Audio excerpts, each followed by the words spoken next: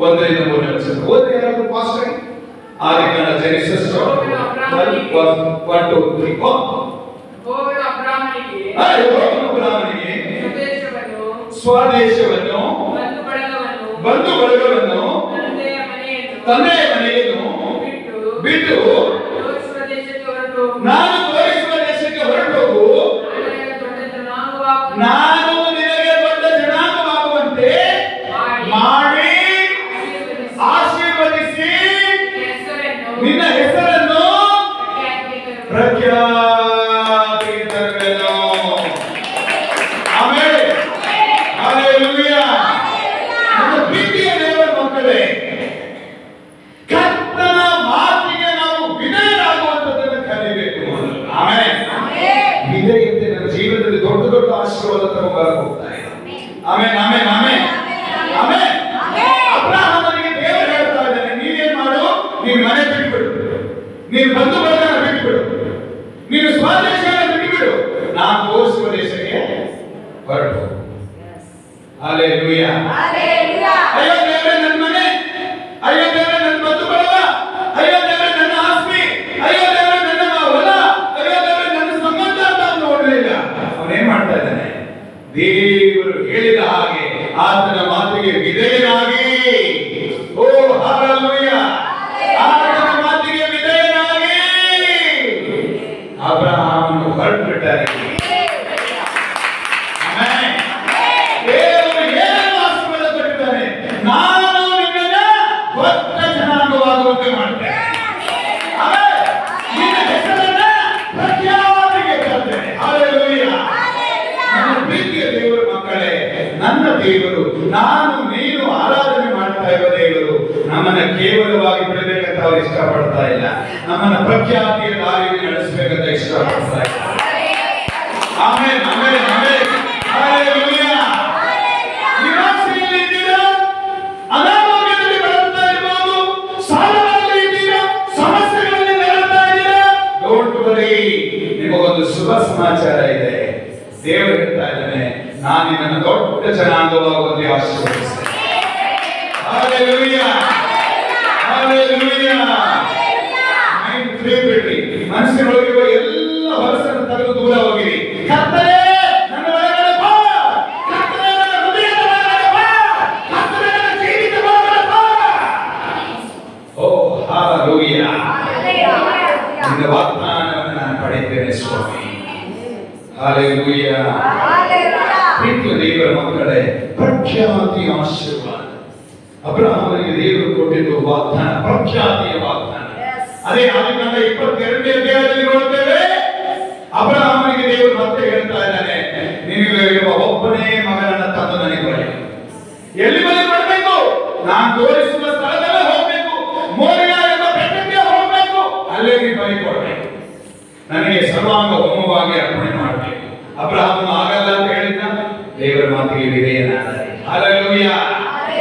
ತನ್ನ ಮಗನನ್ನ ಕರ್ಕೊಂಡು ಹೋದ, ಕಟ್ಟಿಗೆಯನ್ನು ತಗೊಂಡು ಹೋದ, ಬೆಂಕಿಯನ್ನು ತಗೊಂಡು ಹೋದ.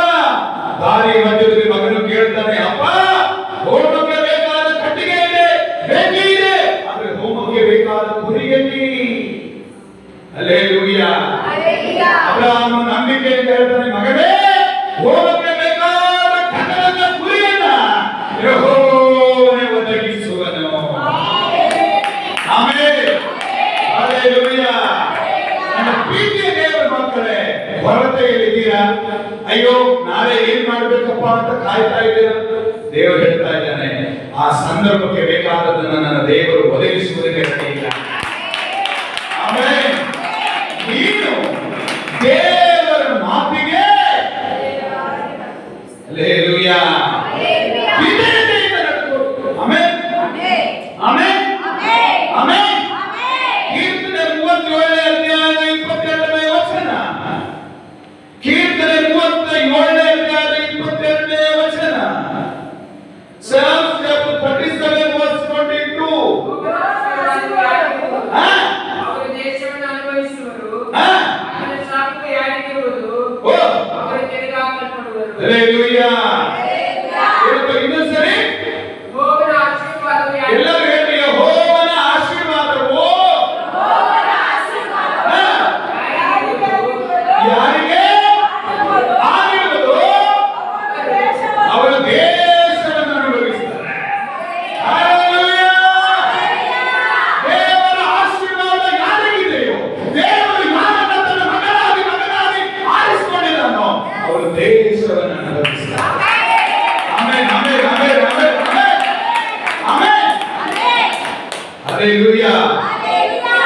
ಯೆಹೋವನ ಆಶೀರ್ವಾದ ಯಾರಿಗಿದೆಯೋ ಅವರು ದೇಶವನ್ನು ಅನುಭವಿಸ್ತಾರೆ. ಯಾರು ಅದಕ್ಕೆ ಆವಿದೆಯಾಗ್ತಾರೋ ಮುಂದೆ ಆತನ ಶಾಪವು ಇರುವುದು ಅವರು ತೆಗೆಯಲ್ಪಡುವರು. ಹಲ್ಲೆಲೂಯಾ. ಆತನ ಶಾಪ ಯಾರಿಗಿದೆಯೋ ಅವರು ತೆಗೆಯಲ್ಪಡ್ತಾರೆ. ಅವರ ಆಶೀರ್ವಾದ ಯಾರಿಗಿದೆಯೋ ಅವರ ದೃಢವಾಗಿದೆ. ಹಲ್ಲೆಲೂಯಾ. ನಾನು ನೀವು ನಿಂತಿರುವುದು ನಂಬಿಕೆ ಇದೆ. ಆಮೆನ್. ಹೇಳ್ರಿ ಆಮೆನ್. ನೀತಿವಂತರು ಯಾವುದರಿಂದ ಬರುತ್ತೆ ಅಂದ್ರೆ ಪಕ್ಕದವ್ರಿಗೆ ಹೇಳ್ರಿ ಯಾರಿಂದ? ನೀತಿವಂತನು ನಂಬಿಕೆಯಿಂದಲೇ ಬದುಕುವುದು. ಓ ಯೇಸು ಮಸೀಗೆ. ಆಮೆನ್. ನೀತಿಯನ್ನು ಅನುಸರಿಸಿರಿ. ನಂಬಿಕೆ ನೀವು ಸಾಯುವ ಪರಿಸ್ಥಿತಿ ಇದ್ದು ದೇವರು ಹೊಸ ಜೀವಿತವನ್ನು ಕೊಡ್ತಾರೆ. ಹಲ್ಲೆಲೂಯಾ. ಹಲ್ಲೆಲೂಯಾ. ಹಲ್ಲೆಲೂಯಾ. 1 ಪೇತ್ರ 5ನೇ ಅಧ್ಯಾಯ 6-7 ವಚನ. 1 Peter chapter 5 verse 6-7. 1 ಪೇತ್ರ 5ನೇ ಅಧ್ಯಾಯ 6 ಮತ್ತು 7ನೇ ವಚನ. ಯೌವನಸ್ಥರೇ 1 ಪೇತ್ರ 5ನೇ ಅಧ್ಯಾಯ 6 ಮತ್ತು 7ನೇ ವಚನ. ಹೀಗಿರುವ ಪ್ರಾಣಗಳ ಹಸ್ತದ ಕೆಳಗೆ ನಿಮ್ಮನ್ನು ತಗ್ಗಿಸಿ ಹೀಗಿರುವುದರಿಂದ ಆಮೆನ್. ದೇವರ ಪ್ರಾಣಗಳ ಹಸ್ತದ ಕೆಳಗೆ ನಿಮ್ಮನ್ನು ತಗ್ಗಿಸಿಕೊಳ್ಳಿರಿ. ದೇವರ ತ್ರಾಣವುಳ್ಳ ಹಸ್ತದ ಕೆಳಗೆ. ತ್ರಾಣ ಅಂದ್ರೆ ಏನ್ರಿ? ಬಲ ಬಲ ಬಲ ಬಲ ಬಲ. ಆಮೆನ್. ತ್ರಾಣ ಅಂದ್ರೆ ದೇವರ ಬಲ. ದೇವರ ಬಲವುಳ್ಳ ಹಸ್ತದ ಕೆಳಗೆ ನಿಮ್ಮನ್ನು ತಗ್ಗಿಸಿಕೊಳ್ಳಿರಿ. ನಿಮ್ಮನ್ನು ತಗ್ಗಿಸಿಕೊಳ್ಳಿರಿ. ಆತನ ತಕ್ಕ ಕಾಲದಲ್ಲಿ ಆಗ ಆತನು ತಕ್ಕ ಕಾಲದಲ್ಲಿ ನಿಮ್ಮನ್ನು ಮೇಲಕ್ಕೆ ತರುವನು. ನಿಮ್ಮನ್ನು ಮೇಲಕ್ಕೆ ತರುವನು. ಆಮೆನ್. ಹಲ್ಲೆಲೂಯಾ. ಹಲ್ಲೆಲೂಯಾ. ಹಲ್ಲೆಲೂಯಾ. ಎಲ್ಲಿ ತಗ್ಗಿಸಬೇಕು? ದೇವರ ತ್ರಾಣವುಳ್ಳ ಹಸ್ತದ ಕೆಳಗೆ, ದೇವರ ಬಲವುಳ್ಳ ಹಸ್ತದ ಕೆಳಗೆ ಯಾವಾಗ ನಮ್ಮನ್ನು ತಗ್ಗಿಸಿಕೊಳ್ತೇವೋ ದೇವರು ಹೇಳ್ತಾ ಇದ್ದಾನೆ, ಆಗ ನಿನ್ನ ಮೇಲೆ ತರಬೇಕು. ಆಮೆನ್. ಆಮೆನ್. ಹೇಗಂದ್ರೆ ದೇವರಿಗೆ ಸ್ತೋತ್ರ ಮಾಡಿ. ಆಮೆನ್. ಆಮೆನ್. ಆಮೆನ್. ಹೃದಯದಲ್ಲಿ ತಗ್ಗಿಸಿಕೊಳ್ಳಿ. ಆಲೋಚನೆಯಲ್ಲಿ ತಗ್ಗಿಸಿಕೊಳ್ಳಿ. ಸ್ವಭಾವದಲ್ಲಿ ತಗ್ಗಿಸಿಕೊಳ್ಳಿ. ಸಭೆಯಲ್ಲಿ ತಗ್ಗಿಸಿಕೊಳ್ಳಿ. ಸೇವಕರ ಮುಂದೆ ತಗ್ಗಿಸಿಕೊಳ್ಳಿ. ವಾಕ್ಯದ ಮುಂದೆ ತಗ್ಗಿಸಿಕೊಳ್ಳಿ. ಮನೆಯಲ್ಲಿ ಹೋಗುವಾಗ ನಾನೇ ದೇವರ ಮೇಲೆ ತಗ್ಗಿಸಿಕೊಳ್ಳಿ. ಆವಾಗ ದೇವರು ನಿಮ್ಮನ್ನು ಆಟೋಮೆಟಿಕ್ ಆಗಿ ಮೇಲೆ ಎತ್ತಾರೆ. ಯಾರು ನಿಮ್ಮನ್ನು ನೋಡಿ ನಿಮ್ಮ ಊರುಗಳಲ್ಲಿ ಕೀಳಾಗಿ ಮಾತಾಡ್ತಾ ಇದ್ದಾರೋ ಅವರ ಮಧ್ಯದಲ್ಲಿ ದೇವರು ನಿಮ್ಮನ್ನು ಮೇಲೆ ಎತ್ತುತ್ತಾರೆ. ಆಮೆನ್. ಹಲ್ಲೆಲೂಯಾ. ಓಯ್, ಯಾಕೆ? ನಾವು ದೇವರಿಂದ ಆಶೀರ್ವಾದ ಹೊಂದಿದ ಜನ. ಆಮೆನ್. ನಾವು ಆತನ ಆಶೀರ್ವಾದಕ್ಕೆ ಒಳಪಟ್ಟವರಾಗಿದ್ದೇವೆ. ಹಲ್ಲೆಲೂಯಾ. ಹಲ್ಲೆಲೂಯಾ. ಯಾವಾಗ ಮೇಲೆ ಕಟ್ಟು ಗೊತ್ತಾಯ್ತಾ? ಯಾವಾಗ ಉದ್ಧಾರ ಆಗ್ತೀವಿ ಹೇಳ್ರಿ? ದೇವರ ಕೈ ಕೆಳಗೆ ವಿಧೇಯರಾಗಬೇಕು. ಆಮೆನ್. ವಿಧೇಯತೆ ಬಹಳ ಪ್ರಾಮುಖ್ಯ ನೋಡಿ. ಸಮುವೇಲನು ಒಬ್ಬ ಒಳ್ಳೆ ಪ್ರವಾದಿಯಾಗಿದ್ದಾನೆ, ಒಬ್ಬ ಒಳ್ಳೆ ದೇವರ ಸೇವಕನಾಗಿದ್ದಾನೆ.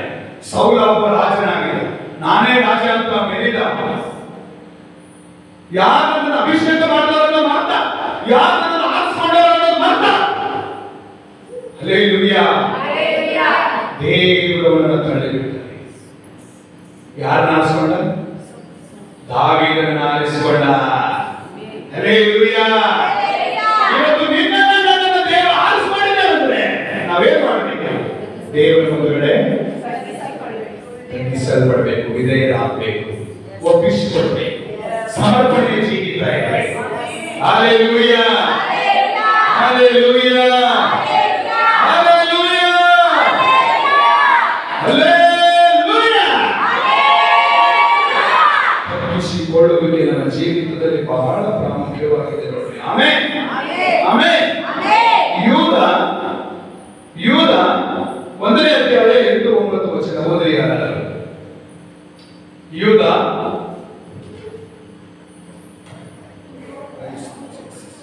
ಸಿಗ್ತದ? ಹೀಗಿದ್ದರೂ ಈ ಜನರು ಸ್ವಪ್ನಾವಸ್ಥೆಯಲ್ಲಿರುವವರಂತೆ ಅದೇ ರೀತಿಯಾಗಿ ಶರೀರವನ್ನು ಮಲಿನ ಮಾಡಿಕೊಳ್ಳುತ್ತಾರೆ, ಪ್ರಭುತ್ವವನ್ನು ಅಸಡ್ಡೆ ಮಾಡುತ್ತಾರೆ, ಶರೀರವನ್ನು ಮಲಿನ ಮಾಡಿಕೊಳ್ತಾರೆ, ಪ್ರಭುತ್ವವನ್ನು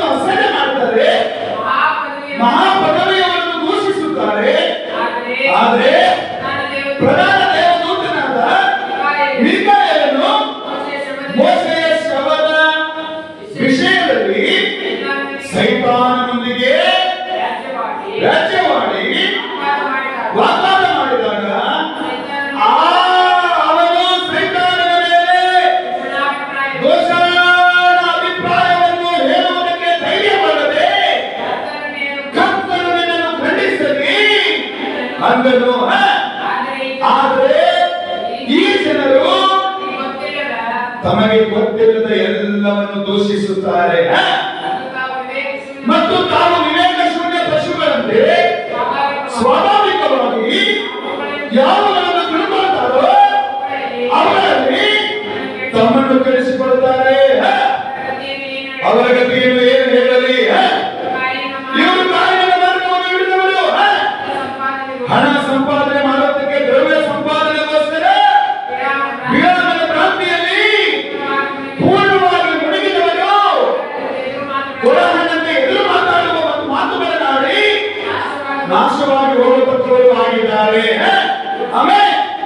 ಹಲ್ಲೆಲೂಯಾ, ಹಲ್ಲೆಲೂಯಾ, ಹಲ್ಲೆಲೂಯಾ. ಸೊ ಈ ವಚನವನ್ನು ನಿಮ್ಮ ಮನೆಗೆ ಹೋಗಿ ಮತ್ತೆ ಮತ್ತೆ ಮತ್ತೆ ಧ್ಯಾನ ಮಾಡ್ರಿ. ಬಹಳ ಸುಂದರವಾದ ವಾಕ್ಯ. ಇವನು ಒಂದೇ ಒಂದು ಅಧ್ಯಾಯ ಬರೆದಿದ್ದಾನೆ, ಆದ್ರೆ ಬಹಳ ಹೆಚ್ಚು ನುಡಿಗಳು ಅದರೊಳಗಡೆ ಇದೆ. ಆಮೇಲೆ ಮಹಾ ಪದವಿಯವರು ಯಾರು? ಈ ಪ್ರಪಂಚದಲ್ಲಿ ಎಲ್ಲದಕ್ಕಿಂತ ದೊಡ್ಡದಾದ ಕಾರ್ಯ ಅಂದ್ರೆ ದೇವರ ಸೇವೆ. ಆಮೇಲೆ ಇದು ಮುಂದೆ ಯಾರು ನಿಲ್ಲಕ್ಕೆ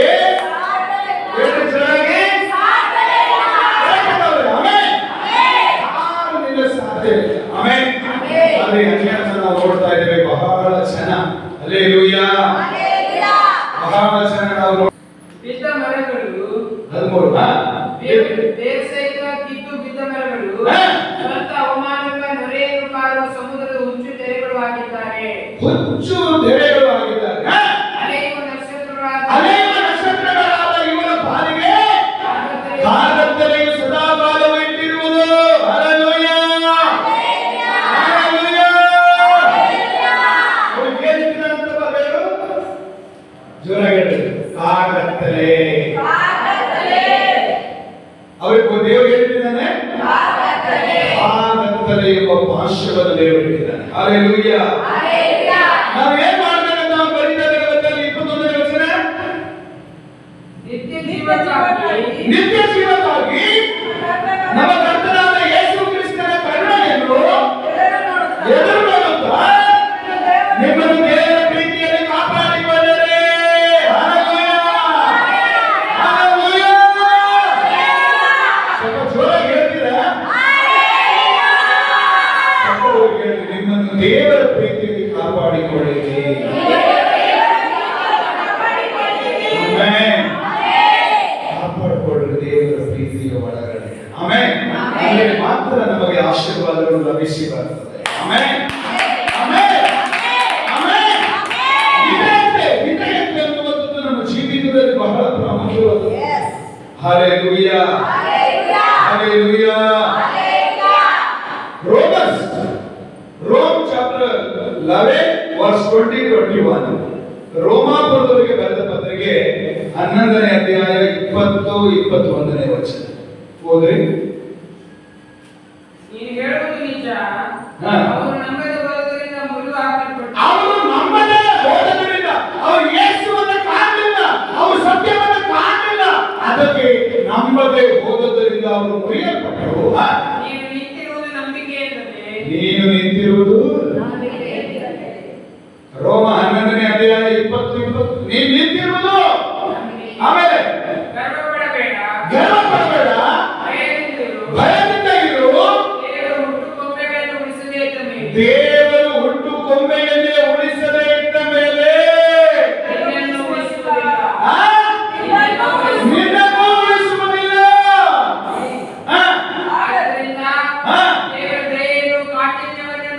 ದೇವರ ದಯೆಯನ್ನು ಕಾಠಿಣ್ಯವನ್ನು ನೋಡು. ಬಿದ್ದವರ ಕಡೆ ಕಾಠಿಣ್ಯ.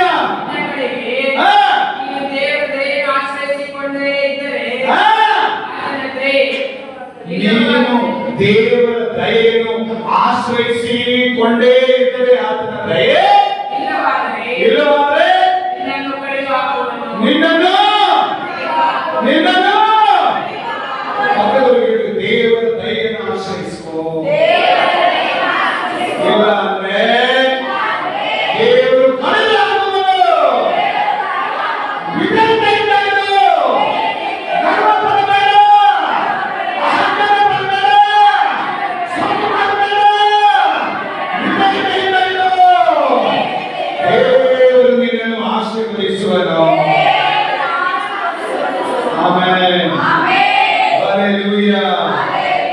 Hallelujah. Hallelujah. ವಿಧೇಯತೆ ನೋಡ್ರಿ ಎಷ್ಟು ಅದ್ಭುತವಾದ ಕಾರ್ಯಗಳನ್ನು ನಡೆಸಿಕೊಂಡು ಹೋಗ್ತದೆ. ಆಮೆನ್. ಆಮೆನ್. ಆಮೆನ್. 43ನೇ ಅಧ್ಯಾಯ 5ನೇ ವಚನ ಓದಿ. Proverbs chapter 3 verse 5 and 6. 43ನೇ ಅಧ್ಯಾಯ 5 ಓದಿ ಮಾಡಿ. ಸ್ವಬುದ್ಧಿಯನ್ನೇ ಆಧಾರ ಮಾಡಿಕೊಳ್ಳದೆ ಸ್ವಬುದ್ಧಿಯನ್ನೇ ಆಧಾರ ಮಾಡಿಕೊಳ್ಳದೆ ಪೂರ್ಣ ಮನಸ್ಸಿನಿಂದ ಯೆಹೋವನಲ್ಲಿ ಭರವಸೆ ಬಿಡು. ನಿನ್ನ ಎಲ್ಲಾ ನಡವಳಿಕೆಯಲ್ಲಿ ಆತನ ಚಿತ್ತಕ್ಕೆ ವಿಧೇಯನಾಗಿರು. ಆತನೇ ನಿನ್ನ ಮಾರ್ಗಗಳನ್ನು ಸರಿಮಾಡುವನು.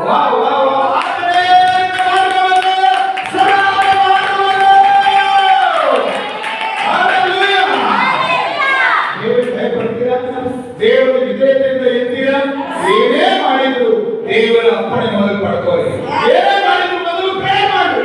ಏನೇ ಮಾಡಿದ್ರು ಮೊದಲು ದೇವರ ಮಂಗಳವನ್ನ ಬಯಸಿರಿ, ಆಶೀರ್ವದಿಸಿರಿ. ಆಮೆನ್. ಸ್ವಂತ ಬುದ್ಧಿ ಮರಣಕ್ಕೆ ಕರ್ಕೊಂಡು ಹೋಗ್ತದೆ, ಸ್ವಬುದ್ಧಿ ನಾಶನಕ್ಕೆ ಕರ್ಕೊಂಡು ಹೋಗ್ತದೆ. ಒಂದು ಕ್ಷಣ ಸೊಲೊಮೋನನು ಸ್ವಬುದ್ಧಿಯನ್ನು ಆಶ್ರಯಿಸಿಕೊಂಡು ದೇವರ ಬುದ್ಧಿ ಮಾಡ್ತಾನೆ. ಸ್ವಬುದ್ಧಿ ಆರಿಸಿಕೊಂಡು ಅನ್ಯ ಕಡೆ ಹೋದ. ಅವನ ರಾಜ್ಯ ಪತನವಾಯಿತು, ಅವನ ಆಡಳಿತ ಪತನವಾಯಿತು. ಎಲ್ಲಿವರೆಗೂ ದೇವರು ಹೇಳಿದಾಗ ನಡೆದನೋ ಅಲ್ಲಿವರೆಗೂ ಸೊಲೊಮೋನನಂತ ಜ್ಞಾನಿ ಭೂಮಿ ಮೇಲೆ ಯಾರು ಇರಲಿಲ್ಲ. ಹಲ್ಲೆಲೂಯಾ. ದೇವರು ನಿನ್ನನ್ನು ಪ್ರೀತಿ ಮಾಡಿ ಕರೀತಾ ಇದ್ದಾನೆ. ಮಗಳೇ, ಮಗನೇ, ನನ್ನ ಬಳಿಗೆ ಬಾ, ನನ್ನ ಮಾತಿಗೆ ವಿಧೇಯರಾಗಿರು, ನಾನು ನಿನ್ನನ್ನು ದೊಡ್ಡ ಜನಾಂಗವಾಗುತ್ತೇನೆ. ಆಮೆನ್. ಪ್ರೀತಿಯ ಸಹೋದರರೇ, ಸಹೋದರಿಯರೇ, ಗಮನದಲ್ಲಿರಲಿ. ಒಂದು ಯೋಹಾನ 4:4 ಬರೆಯಲ್ಪಟ್ಟಿದೆ, ಲೋಕದಲ್ಲಿರುವ ಅವನಿಗಿಂತಲೂ ಜೋರಾಗಿ ಹೇಳಿರಿ,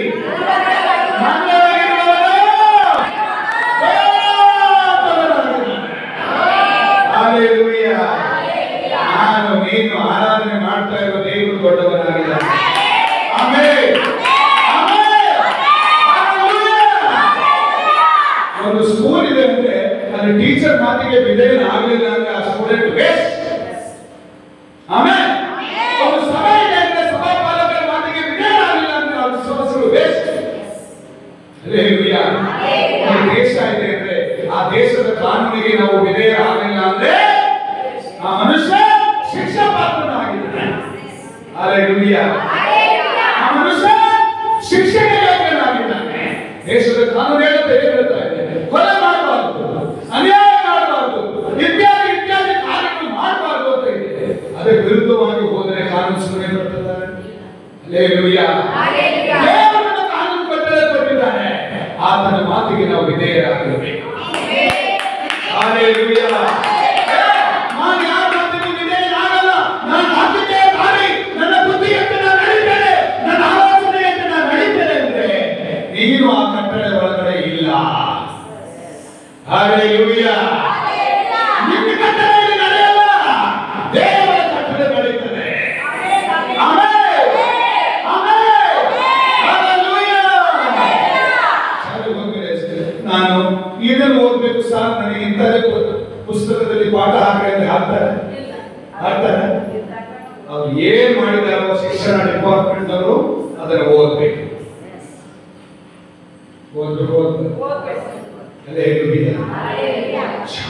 ನೋಡ್ರಿ, ವಚನ ಸ್ವಲ್ಪ ಗಮನದಲ್ಲಿ ಸ್ವಬುದ್ಧಿಯನ್ನೇ ಆಧಾರ ಮಾಡಿಕೊಳ್ಬೇಡ್ರಿ. Hallelujah. Hallelujah. Hallelujah. Hallelujah. Praise to Jesus. Amen. Amen. Amen. Amen. ಸ್ವಲ್ಪ ನಿಮ್ಮ ಗಮನದಲ್ಲಿ ದೇವರ ಮಾತಿಗೆ ವಿಧೇಯರಾಗುವುದರಿಂದ ಇದೆಲ್ಲ ಬ್ಲೆಸ್ಸಿಂಗ್ಸ್ ನಮಗಿದೆ ನೋಡ್ರಿ. ತಗ್ಗಿಸಿಕೊಳ್ಳಲು ಈ ಆಶೀರ್ವಾದ ಇದೆ. ದೇವರ ಪ್ರೀತಿಯನ್ನು ದಯೆಯನ್ನು ನಮಗೆ ಅನುಗ್ರಹಿಸುವವನಾಗಿದ್ದಾನೆ. ಹಲ್ಲೆಲೂಯಾ. ಹಾಗಾದರೆ ಅನೇಕರು ದೇವರಿಂದ ದೂರ ಹೋಗಿದ್ದಾರೆ, ಅನೇಕರು ದೇವರ ಆರಾಧನೆಗೆ ಬರುವುದಿಲ್ಲ. ಅವರ ಸಂಗತಿ ಏನು? ಒಂದು ಯೆಶಾಯ 1ನೇ ಅಧ್ಯಾಯ 28ನೇ ವಚನ. Isaiah chapter 1 verse 28. ಆದರೆ ದ್ರೋಹಿಗಳು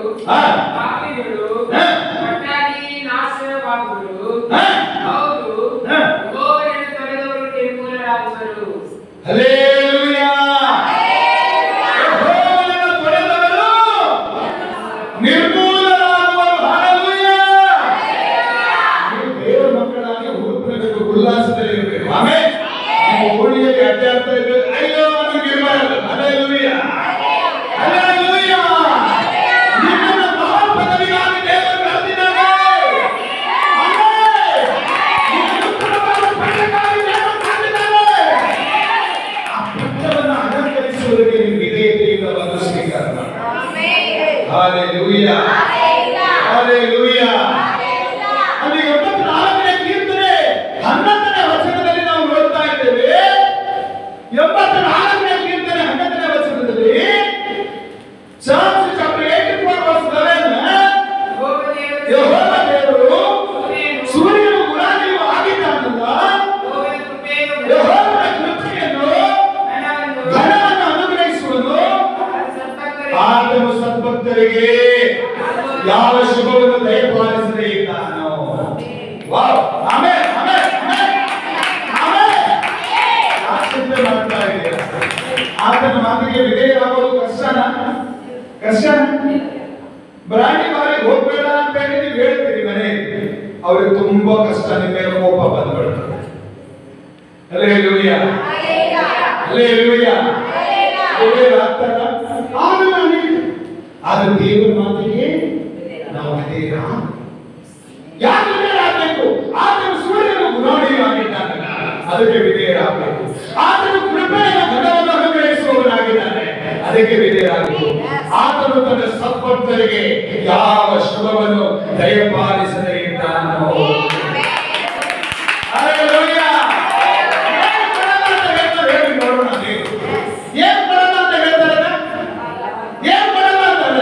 ನಾವು ಬೇಡಿದ್ದಕ್ಕಿಂತ ಹೆಚ್ಚಾಗಿ ಕೊಡುವ ದೇವರು ನಮ್ಮ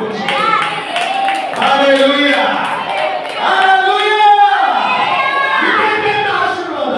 ಅಬ್ರಹಾಮನು ವಿಧೇಯನಾದ, ಅವನ ಹೆಸರು ಪ್ರಖ್ಯಾತಿಗೆ ಬಂತು, ಅವನ ಆಸ್ತಿ ಪ್ರಖ್ಯಾತಿಗೆ ಬಂತು, ಅವನ ಐಶ್ವರ್ಯ ಪ್ರಖ್ಯಾತಿಗೆ ಬಂತು. ಹಲ್ಲೆಲೂಯಾ. ದೇವರು ಅವನಿಗೆ ಏನೇನು ಕೊಟ್ಟರು ಎಲ್ಲವೂ ಏನಾಯ್ತು? ಪ್ರಖ್ಯಾತಿಗೆ ಬಂತು. ಅದೇ ಅಬ್ರಹಾಮನು ತನ್ನ ಮಗನನ್ನು ಬಲಿ ಕೊಡಕ್ಕೆ ರೆಡಿಯಾದ. ದೇವರು ಬಲಿ ತಗೊಂಡ ಅಬ್ರಹಾಮನೇ, ನಿನ್ನ ಮಗನ ಮೇಲೆ ಕೈ ಹಾಕಬೇಡ. ಹಲ್ಲೆಲೂಯಾ. ಅವನನ್ನು ಆಶೀರ್ವಾದ ಮಾಡಿ ಅವನಿಂದ ದೊಡ್ಡ ಜನಾಂಗವಾಗುವಂತೆ ಮಾಡ್ತೇನೆ.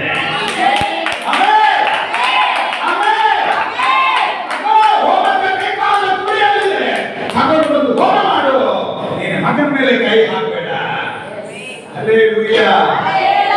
ಮನೆಯಲ್ಲಿ ಚುಚ್ಚು ಮಾತಾಡ್ತಾ ಸೋತು ಹೋಗಿದ್ದೀರ, ನಿಮ್ಮ ಗಂಡ ಅಥವಾ ನಿಮ್ಮ ಮಕ್ಕಳು ನಿಮ್ಮ ಬಂಧುಗಳು ನಿಮ್ಮ ಚುಚ್ಚು ಮಾತಾಡ್ತಾ ಸೋತು ಹೋಗಿದ್ದೀರ, ಸೋತು ಹೋಗ್ಬೇಡ್ರಿ. ದೇವರು ಹೇಳ್ತಾ ಇದ್ದಾನೆ, ನಾನು ನಿನ್ನ ಆಶೀರ್ವಾದ ಮಾಡ್ತೇನೆ. ಹಾಗೆ ಬರೆಯಲ್ಪಟ್ಟಿದೆ ನೋಡಿ, ನೀನು ಆಶೀರ್ವಾದ ನಿಧಿಯಾಗುವೆ ಅಂತ ಅಲ್ಲಿ ಹೇಳ್ತಾ ಇದೆ. 2ನೇ ವಚನದಲ್ಲಿ ನೋಡಿದ್ರೆ 12ನೇ ವಚನದಲ್ಲಿ ನಾನು ನಿನ್ನನ್ನು ದೊಡ್ಡ ಜನಾಂಗವಾಗುವಂತೆ ಮಾಡಿ ಆದಿಕಾಂಡ 12:2 ಯಾರು ಮಾಡ್ತಾರಂದ್ರೆ ಬೈಬಲ್ ಹೇಳಿದವರು ಯಾರು ಮಾಡ್ತಾರಂತೆ? ನಾನು ನಿನ್ನನ್ನು ಹಲ್ಲೆಲೂಯಾ ಹಲ್ಲೆಲೂಯಾ ಯಾರು? ಆಮೆನ್. ನಾನು ನಿನ್ನನ್ನು ಏನ್ ಮಾಡ್ತೇನೆ? ದೊಡ್ಡ ಜನಾಂಗವಾಗುವಂತೆ ಮಾಡ್ತೇನೆ. ಆಮೆನ್. ಆಶೀರ್ವಾದ ಮಾಡ್ತೇನೆ. ಮೂರನೇದಾಗಿ ನಿನ್ನ ಹೆಸರನ್ನು ಫೇಮಸ್ ಮಾಡ್ತೇನೆ.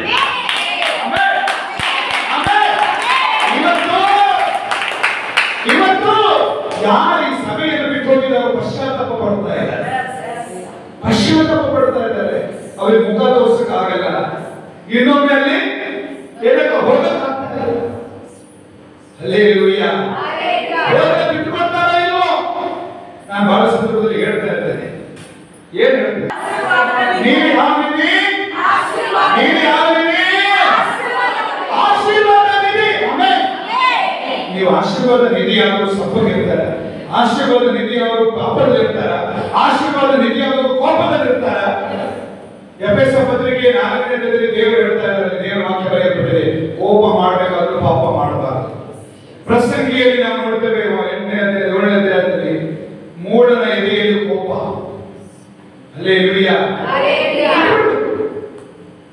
ದೇವರನ್ನು ತಿಳಿದಿಲ್ಲಪ್ಪ, ಕ್ಷಮಿಸ್ಬಿಡು. ಹಲ್ಲೆಲೂಯಾ. ಅಂಗಳದಲ್ಲಿ ತಪ್ಪಿಸ್ಕೋಬೇಡ್ರಿ, ಅಂಗಳದಲ್ಲಿ ತಪ್ಪಿಸ್ಕೋಬೇಡಿ. ಆಮೆನ್. ಆಮೆನ್. ನಮ್ಮ ಅಕ್ಕವ್ರು ಯಾವಾಗ ಹಾಡನ್ನು ಹಾಡ್ತಾ ಇದ್ರು ನೆನಪಿರ್ತದೆ. ಏನು ಮೇಳದಲ್ಲಿ ಹೋದ್ರು, ಪಾಠಕ್ಕೆ ಹೋದ್ರು, ಹಲ್ಲೆಲೂಯಾ. ಎಲ್ಲಿ ಹೋದ್ರೆ ಸಾಧ್ಯ? Price Jesus. ಹಲ್ಲೆಲೂಯಾ. ನಿನ್ನ ಹೆಸರನ್ನು ದೊಡ್ಡದು ಮಾಡ್ತೇನೆ. ಆಮೇಲೆ ನೀನು ಆಶೀರ್ವಾದ ನಿಧಿ ಆಗ್ತೀಯ. ನಿನ್ನನ್ನು ಹರಸುವವರನ್ನ ಅಥವಾ ನಿನ್ನನ್ನು ಆಶೀರ್ವದಿಸುವವರನ್ನ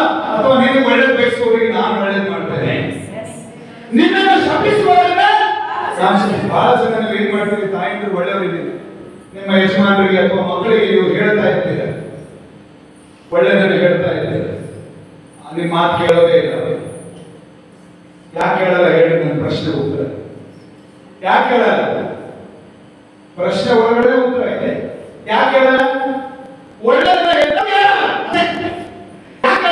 ಒಳ್ಳೆಯ ಹೇಳಲ್ಲ. ನಾನು ನೀನು ಇಬ್ರು ಹೋಗಿ ಇಬ್ರು ಒಂದೊಂದು ಪಾಠ ಕೊಡಿವ, ಖಂಡಿತ ಕೇಳ್ತಾರೆ ಅವರು. ಹಾಗಾದ್ರೆ ರೊಕ್ಕ ನಿನ್ನಂತ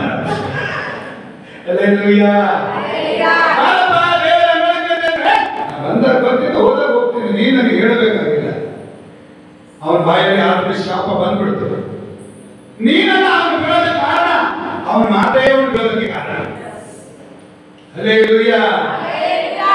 ದೇವರು ಹೇಳ್ತಾ ಇದ್ದಾನೆ, ನಿನ್ನನ್ನು ಹರಿಸುವವರನ್ನು ಹರಿಸ್ತೇನೆ, ನಿನ್ನನ್ನು ಶಪಿಸುವವರನ್ನು ಶಪಿಸ್ತೇನೆ. ಹಲ್ಲೆಲೂಯಾ. ನಿನ್ನ ಮೂಲಕ ಭೂಲೋಕದ ಎಲ್ಲಾ ಕುಲದವರಿಗೂ ಆಶೀರ್ವಾದ ಉಂಟಾಗುವುದು ಎಂದು ಹೇಳಿದರು. ಆಮೆನ್. ಹಲ್ಲೆಲೂಯಾ. ದೇವರು ಹೇಳಿ ಕೊಡೋದೇ ಇಲ್ಲ. ಸ್ವಲ್ಪ ದಿನಗಳು ಕಳೆದು 13ನೇ ಅಧ್ಯಾಯ 2ನೇ ವಚನ, ಬೇಗ ಬೇಗ 13ನೇ ಅಧ್ಯಾಯ 2ನೇ ವಚನ. ಅಬ್ರಹಾಮನು ಬಹುಐಶ್ವರ್ಯವಂತನಾದನು, ಅವನಿಗೆ ಪಶುಗಳು ಬೇರೆ ಬಂಗಾರವು ಇದ್ದವು. ಹಲ್ಲೆಲೂಯಾ. ಅವನಿಗೆ ಅವನು ಐಶ್ವರ್ಯವಂತನ. ದೇವರು ಏನು ಹೇಳಿದ್ದಾನೆ? ನೀನು ಆಶೀರ್ವಾದದ ನಿಧಿ ಅಂದ್ರೆ ಅದರೊಳಗೆ ಎಲ್ಲಾನು ಇದೆ. ಅಬ್ರಹಾಮನ ಏನಾದ? ಐಶ್ವರ್ಯವಂತನ. ಎರಡನೇದಾಗಿ ಅವನಿಗೆ ಪಶುಗಳು ಹೆಚ್ಚಾದವು, ಬೆಳೆ ಬಂಗಾರ ಹೆಚ್ಚಾದವು. ಯಾಕೆ ಹೆಚ್ಚಾದ ಗೊತ್ತಾ? 5ನೇ ವಚನ 4ನೇ ವಚನ ಲಾಸ್ಟ್ ಟೈಮ್ ಓದಿ.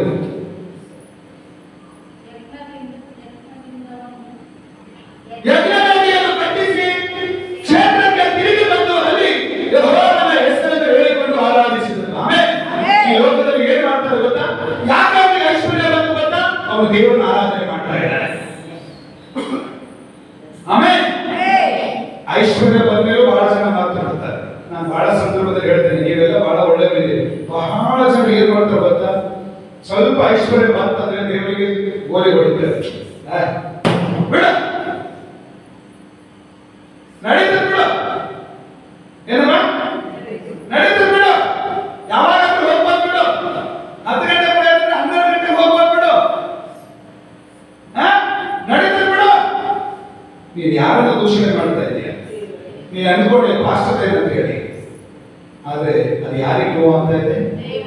ಹಲ್ಲೆಲೂಯಾ. ಸ್ವಲ್ಪ ಜಾಗ್ರತೆ. ಐಶ್ವರ್ಯ ಬಂದ್ಮೇಲೆ ಅವನು ಏನ್ ಮಾಡ್ತಾ ಇದ್ದಾನೆ? ಮತ್ತೆ ವಾಪಸ್ ಅಲ್ಲಿ ದೇವರು ಹೇಳಿದ ಸ್ಥಳಕ್ಕೆ ಬಂದು ಗುಡಾರ ಹಾಕಿಸಿ ಯಜ್ಞವೇದಿಯನ್ನು ಕಟ್ಟಿಸಿ ದೇವರನ್ನ ಆರಾಧನೆ ಮಾಡ್ತಾ ಇದ್ದಾನೆ.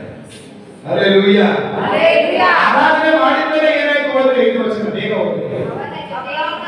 ಅವನ ಜೊತೆಯಲ್ಲಿದ್ದ ನೋಡ್ತಿದ್ದೀವಿ ಕುರಿತದ ಗುಡಾರಗಳಿದ್ದವು. ಆ ಸ್ಥಳವು ಅವರಿಬ್ಬರ ಜೀವನಕ್ಕೆ ಸಾಲದೇ ಹೋಯಿತು. ಅವರಿಬ್ಬರ ಆಸ್ತಿ ಬಹಳವಾಗುವುದರಿಂದ ಒಂದೇ ಸ್ಥಳದಲ್ಲಿ ವಾಸವಾಗಿರುವುದು ಸಾಧ್ಯ. ಹಲ್ಲೆಲೂಯಾ. ಅರ್ಥ ಆಗ್ತಿದ್ರಾ? ಯಾವಾಗ ತಗ್ಗಿಸಿಕೊಂಡು ಯಾವಾಗ ದೇವರ ಆರಾಧನೆ ಮಾಡಿದ್ರು ಮತ್ತೆ ಅವರ ಆಸ್ತಿ ಹೆಚ್ಚಾಯಿತು.